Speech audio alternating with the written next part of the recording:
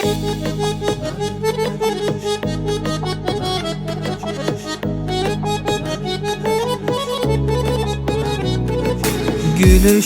benimle gülüş, seviş benimle seviş, təkcə məndən yaşayarım.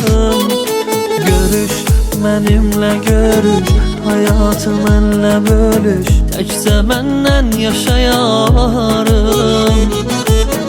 Gecemde ay ulduzum, səhərimdə günəşim, ürəyimdə nəfəsim, bəxtimin yazısı sənsən. Dərdimə dərman olan, qəlbimə ilham olan, mənlə gəz, mənlə dolan, bəxtimin yazısı sənsən.